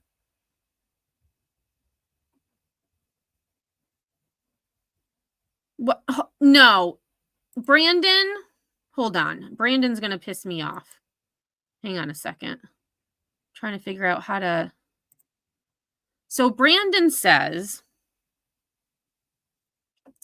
I can assure everyone Jerry has been praying with his pastor about what transpired. God spoke to Jerry, telling him Impact Plastics must be rebuilt to honor those employees. Not a lot of people outside the company know Jerry personally, overseeing the internal company investigation. Okay, that sentence doesn't make sense. Not a lot of people outside the company know Jerry personally, overseeing the internal company investigation. Only the employees who made false allegations. Oh. Now, if this is true, this makes me even more mad. Only the employees who made false allegations and slanderous statements against Jerry and his family members working for the company will face an internal disciplinary review. So not only did these people survive being caught up in floodwaters, but now they're going to have to possibly be under an internal disciplinary review. All of these people, all of these families need to have lawyers. And I know some of them probably can't afford a lawyer, but I really hope that there's a lawyer who will take their case on, because this is bullcrap. Facebook is where common sense goes. Well, this guy apparently knows Jerry. It says all other employees can resubmit applications when the company opens again. A bigger, better Impact Plastics. Oh, and I'm glad someone laughed, because it is. This guy's a joke. 13 people are mad. Yeah, wow. Wow is right. Okay, so I'm going to read the responses to Brandon. So Jennifer says, and as far as a disciplinary review, him and his managers that wouldn't let the employees leave are the only ones that need any kind of discipline. And it needs to be harsh. Yes, ma'am. I'm going to like that comment. I agree with you, Jen. Keith says, found the dude who's been paid off. Crystal says, God should have told Jerry to close for the day and let his employees evacuate instead of come to work. Oh, what did she find? Men recount saving people trapped by catastrophic flooding and impact. Oh, she just shared a news article. Okay.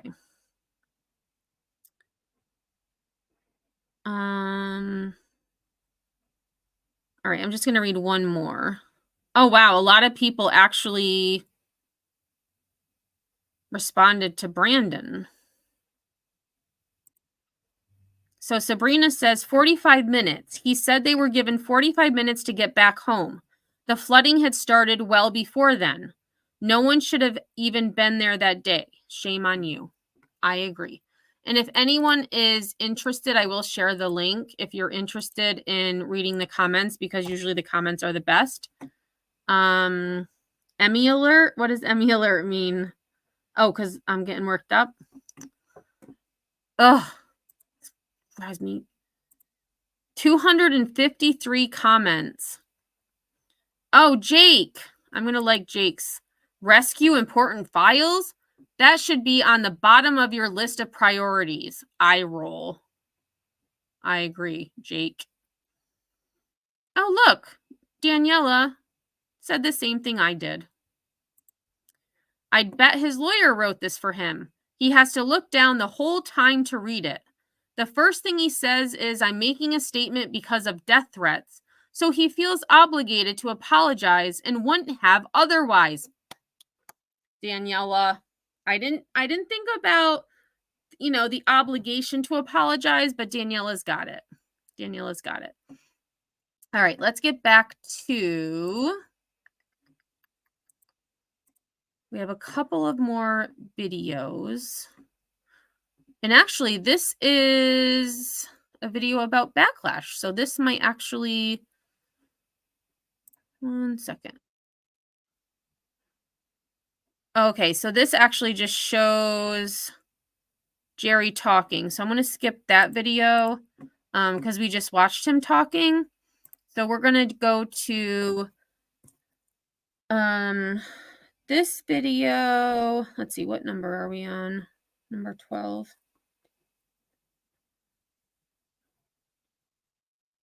Is from October 11th. So just a couple of days ago. Oh, I was on a roll. Yeah, I would have read all the comments, but I mean, I don't have all night.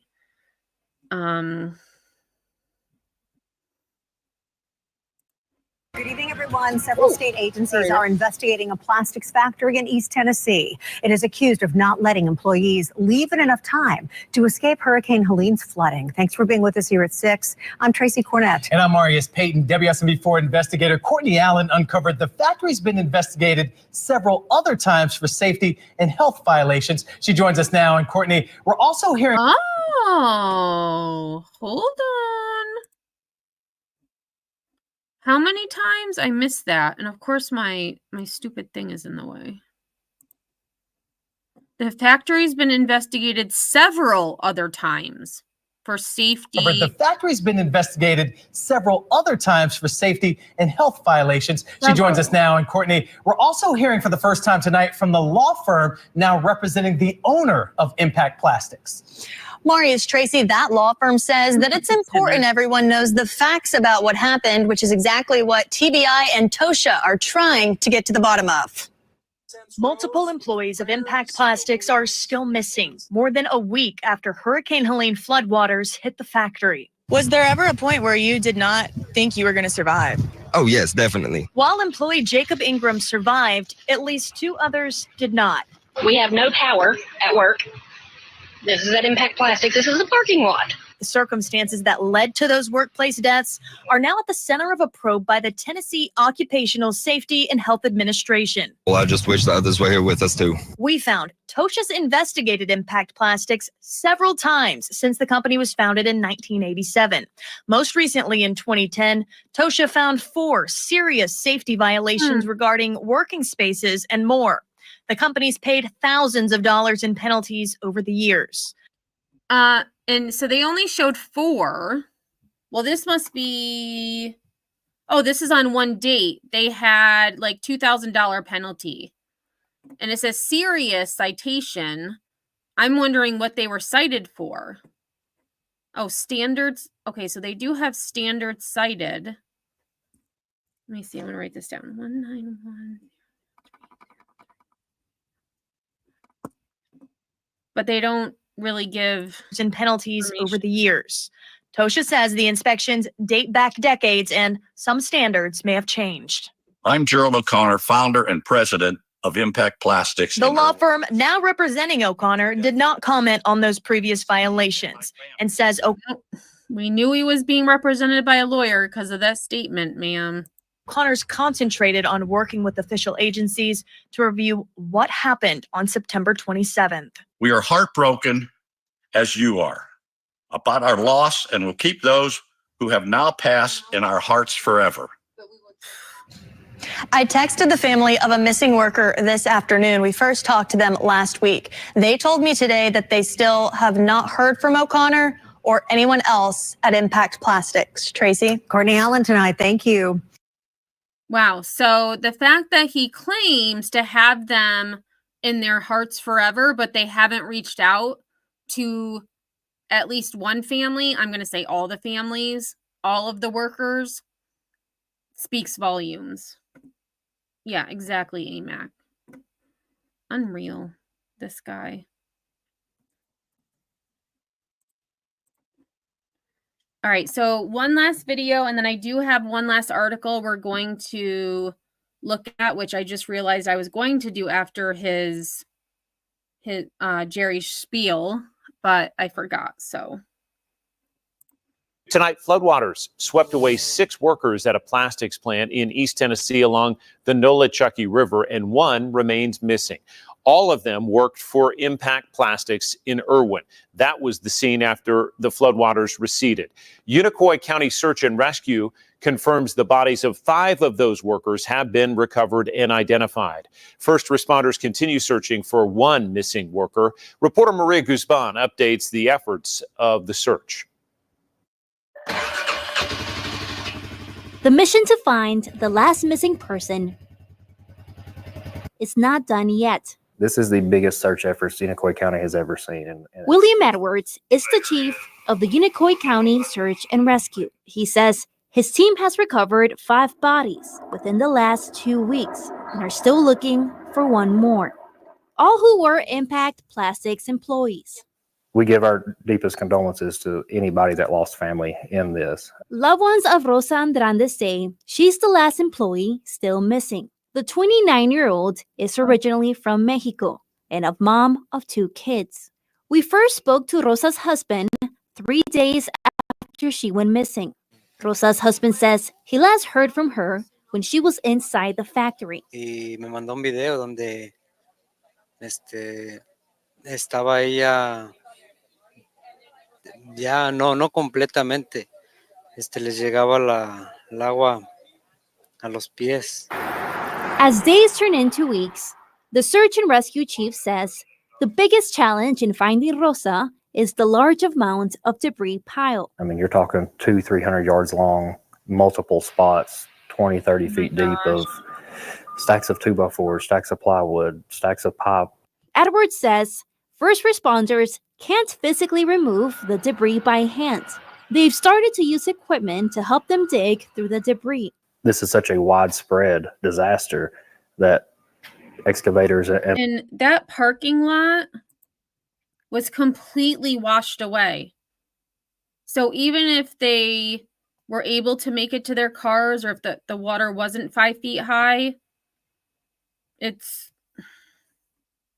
is such a widespread disaster that excavators and bulldozers and stuff are thin. As for Unicoi County Search and Rescue, the job is not done until the last missing person is located. That's our goal, is to recover everybody, and we will do. At least somebody cares about those who lost their lives. I mean, it seems like the owners all is, already given up on even reaching out to families, let alone worrying whether or not Rosa is found. Do everything in our power to do that. Mm-hmm.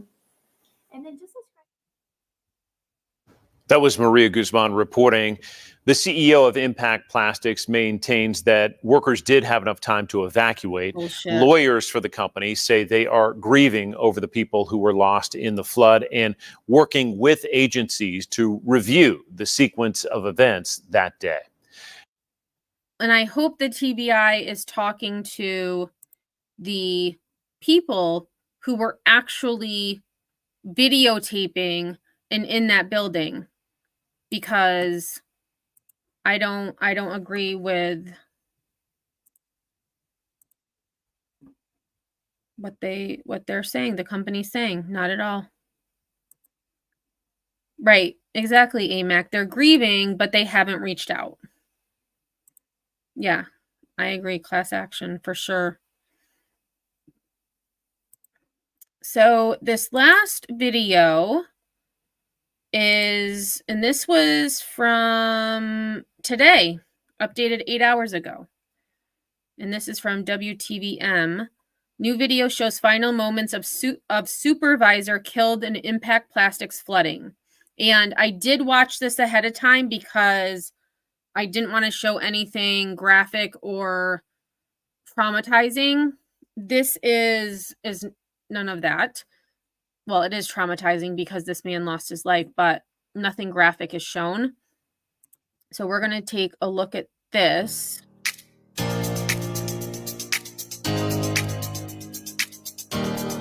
Thanks so much for joining us. I'm Marius Payton. I'm Lauren Lowry. And I'm Tracy Cornett. We're going to get to the latest on Hurricane Milton in just a few minutes. But first, tonight, we are hearing from the family of a supervisor killed at the plastics factory in East Tennessee. They claim the owner of that factory was not one of the last to leave the plant, and as he has publicly stated. Our investigator, Courtney Allen, is with us right now. Courtney, you sat down with the family and their attorney. What? Holy did we see this water before? As he has publicly stated. Our investigator, Courtney Allen, is with.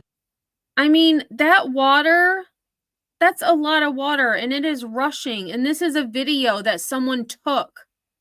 And they're saying that employees had enough time to evacuate. That is BS. How can you evacuate in this water? You can't, not safely. With us right now. Courtney, you sat down with the family and their attorney yesterday. They tell me that 55-year-old Johnny Peterson helped get at least 10 people out of the plant and onto the bed of an 18-wheeler truck. That truck flipped over. Some survived and were. I mean, look at this. Let me. Truck. Here's a car. They were trying. This is when they were allowed to leave. And you can see this SUV is just floating. It's floating. This truck has water in its bed. Flipped over. Some survived and were rescued by a National Guard helicopter. I don't know what this thing is, but that's how can this company, the CEO, defend or state that employees had at least 45 minutes. This happens way before 45 minutes, in my opinion. But Peterson did not. This was the last video Johnny Peterson sent his daughter, Alexa. Timestamped 12:57 p.m. So remember the video we watched earlier, the woman in the parking lot who took a video, she stated that was at 10:54 a.m.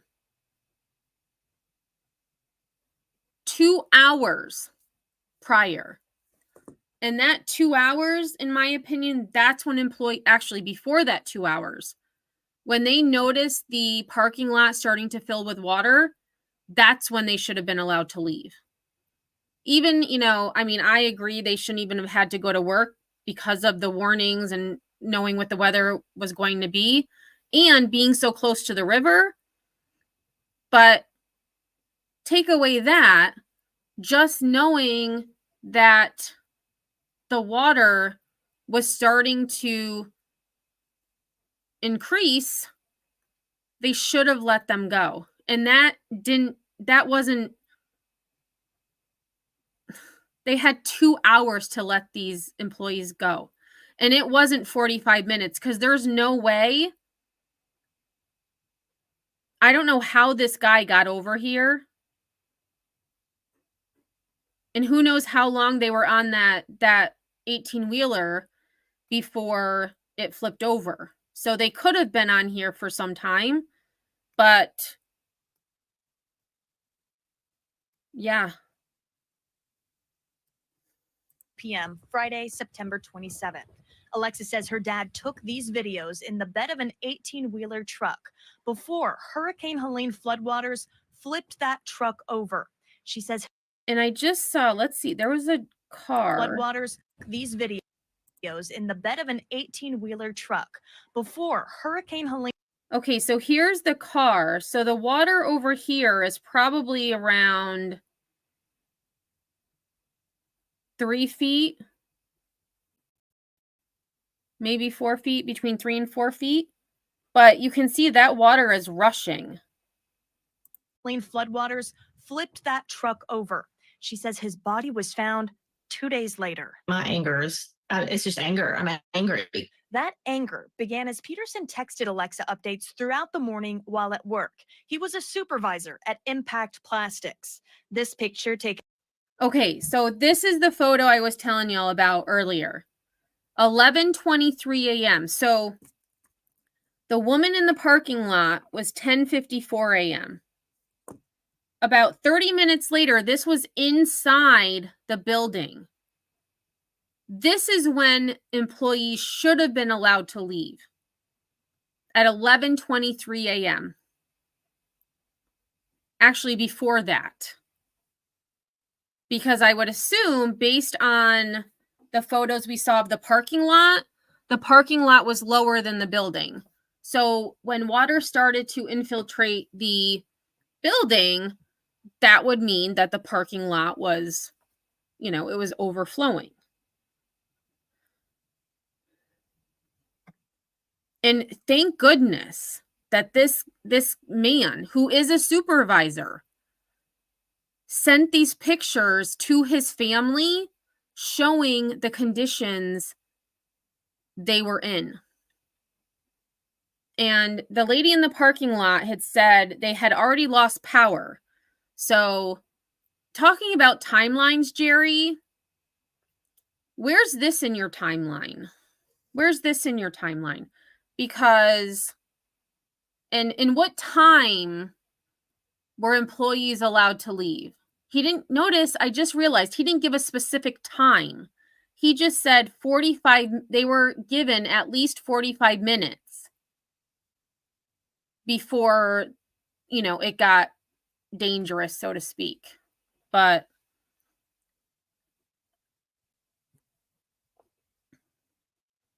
right, and you can't see all of the debris underwater. That makes it almost impossible to swim in. Right, AMAC. Why were they even there with no power? What's the point? Right. I don't know what the point is. I mean, and I'm like, what were they doing? Like, what were they being made to do with no power? I mean, it does look like, there's boxes there. But I mean, even the boxes are floating. Here's a box over here floating. I mean, it appears to be floating. I'm not sure if it actually is. And at 11:23 a.m. shows flooding inside the factory. He told her in preceding messages the company had not shut down the plant. The entire situation is just so infuriating. The founder of Impact Plastics, Gerald O'Connor, released this video statement last week. The flood of September 27th took from our Impact Plastics family some great employees. One was a personal friend of more than 30 years of working together. Alexa believes O'Connor is referring to her father. I don't think Dad considered him a friend. I think he considered him a boss. She says her dad worked there for 35 years. So that would make sense, right? I actually thought her dad had only been there 30 years. He worked there for 35 years. And Jerry didn't even think to give him the respect to, you know, and I don't know what her dad, if he had asked to leave early or, you know, what happened. She would know more than us. And hopefully, you know, their lawyer can get to the bottom of it and hopefully also help the other families of this. I personally would not be treating my friend or my deceased friend's family the way the Impact has been treating everyone. Alexa says O'Connor did call her after her father's death. He said that he was sorry to hear that Dad died and that he wanted me to know that Dad was there helping people, that Dad did not leave with them when he had the opportunity to. Gerald O'Connor said in that phone call to Wait a minute. There helping people that So or okay, now this is interesting because she said Jerry told her that her dad stayed to help people even after they left. Let me listen to that again because maybe I heard it wrong. My deceased friend's family the way the Impact has been treating everyone. Alexa says O'Connor did call her after her father's death. He said that he was sorry to hear that Dad died and that he wanted me to know that Dad was there helping people, that Dad did not leave with them when he had. No, noted she did say that. Jerry told her that her dad stayed helping people even after they had left. So that tells me that Jerry wasn't one of the last people to leave. This girl's dad and the other employees who ended up losing their lives and some who survived, they were the last to leave. Had the opportunity to. Gerald O'Connor said in that phone call to you that he and others left before your dad and other employees left the plant. That is correct. That contradicts what And so the reporter actually, asked for clarification because Jerry said he was one of the last to leave after getting, quote, important files. But he told this girl that her dad had stayed to help people after Jerry and who knows who else left. O'Connor said in his video statement.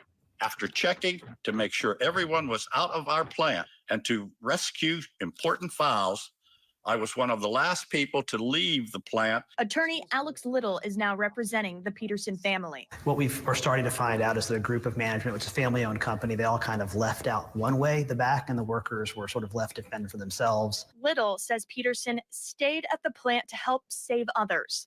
This comment on his obituary says, quote, I am here today because of Johnny. We were trapped in the building and Johnny found us a way out. And that is heartbreaking because based on everything that we've seen up to this point and, based on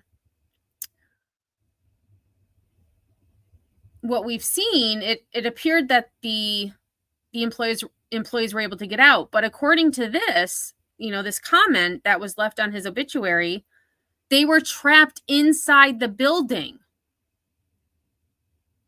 And they had to find a way out. So I'm almost certain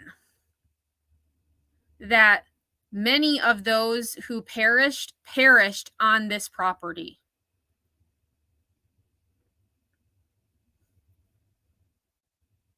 Hey, Carl, how are you? Oh, yes, Carl, I did. That's right. I did see you yesterday. It was wild, right? I don't think that he would have been able to live with himself to have left those people there and not tried to help everyone get out. We reached out to the Knoxville-based law firm representing O'Connor about these allegations. We have not received a response. Peterson leaves behind 4 children. The youngest is in high school. Tracy. Courtney. Unreal. Unreal. So let me just see.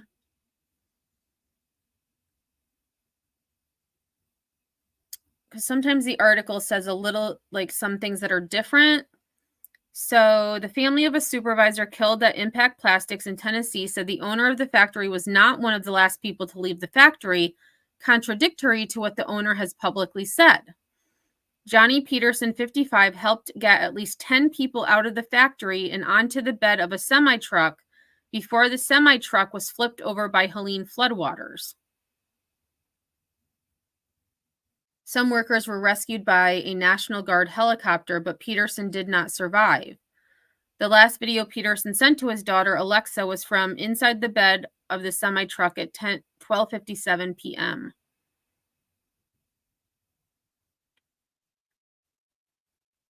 Peterson's body was found on Sunday, 2 days later.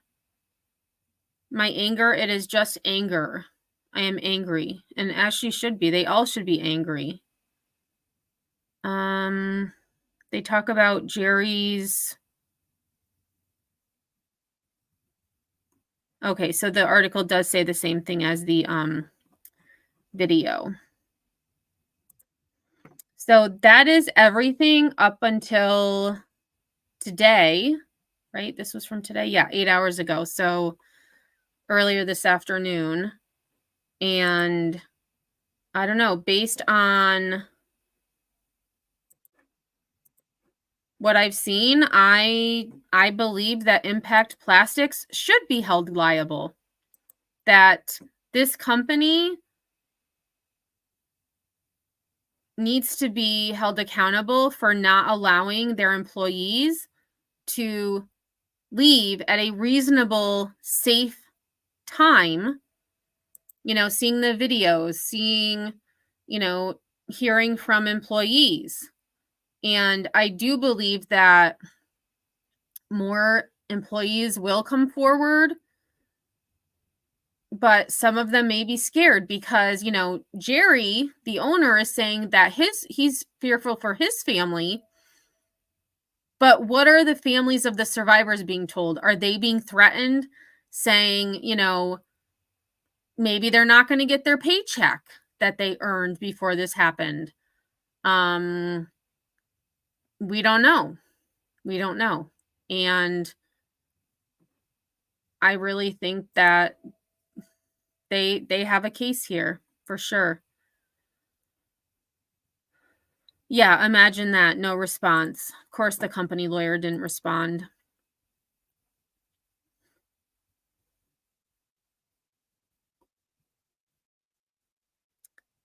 I can only imagine, or I can only remember back to the 80s, but back then factory workers felt like they owed their souls to their employee. I assume that had changed.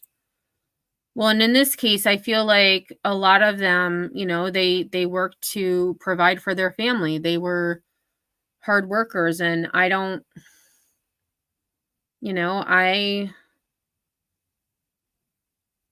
rely on my paycheck. So if, you know, I was in fear of losing my job for leaving because I wanted, you know, to get to safety, I don't know. I would be torn.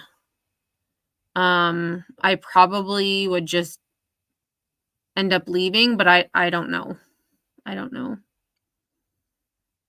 Yeah, and that too, Steph, perhaps multi-generational families. For sure. So thanks everyone for being here. I do appreciate it. This was a story, you know, I had mentioned earlier I had wanted to do for some time, and I just, you know, all these different stories, and having to work, go to that job. But I really, I'm glad I was able to talk about this, and I will be following this as well. I'm going to look more to see if I can find out about those OSHA violations, because I'm just curious what they were, because they said there's several. So I'm curious, the most recent ones, like what was actually happening, because could that be a factor in why they were trapped and unable to get out of the building? Possibly. But I think it's because there was too much water and they couldn't get out. And that's really, really scary. All right, y'all. Well, I hope you have a great rest of your night. And if I don't see you on these YouTube streets, I will see you all on the flip side. Let it take me to that place now. I won't ever let my thoughts get away now. I got better things to do, picking fate now. I just wanna be the best, call me great now. I don't know if I'm okay or insane now. I remember better days on the playground, hoping I can find my way even when I'm feeling down. I fight, even when I don't know what is right. I'ma pick a side and I'ma take pride. I will decide my fate and I will never let them tell me who I am. If you try to shake me, I'll be damned. Planet on the ground is where I stand. Never give up, that was always the plan. It's so cold outside. I'm alone, I'm alright. It's so cold outside. I'm alone.